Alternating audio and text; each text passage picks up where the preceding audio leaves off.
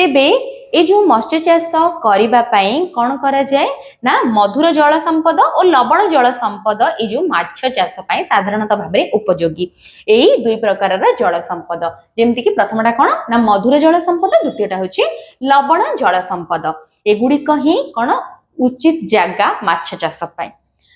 तेबे आमको साधारणतः माछ दुईटा जगार मिली थाए प्रथमतः होची जोटा कि माछ चाष पोखरी थिबो जो पोखरी गुडी करे कोन करा जाउथबो ना माछ चाष करा जाउथबो साधारणतः आउ रहिले प्राकृतिक जलाशय गुडी को सेथिरे माछ चाष करा जाय नाही सेथरु कोन प्राकृतिक उपाय रे जो माछ गुडी थांती ताकू धरी के आनी के बाजार रे बिक्री करा जाय तुम माने आनी के ताकू खाओ तो एही दुई प्रकार रे कोन करा जाय ना मत्स्य चाष करा जाए ठीक अच्छे प्रथमटारे मत्स्य चाष करा जाए और जो द्वितीयटारे प्राकृतिक जलाशय गुडी करू आपे आपे कोन माछ सृष्टि हिथांती और सेथिरु से माछ गुडी को आनिकी बाजार रे मिलिला बेले तुम माने किणी के आनिकी खाइ थाओ तो वर्तमान आमे माने जानिबा सठिक ढंग रे किभଳି भाबरे माछ चाष करा जाए तेबे सामुद्रिक मत्स्य चाष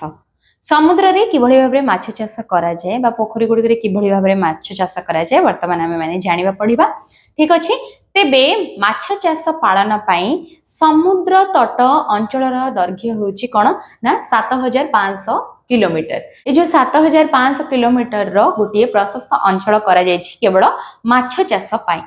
तेबे जदि तुम माने देखिबो सामुद्रिक जति कि भी रहिले माछ बा समुद्र रे रहुतबा माछ गुडी को छाडी देकी ए जो प्रकार रो माछ चाष करा जाय जहा कि ए जो समुद्र तट अंचल गुडी करे करा जाय ता भितरे को प्रकार रो माछ थांती वर्तमान जानिबा जोडे कि होची कणी सार्डिन मैक्रेल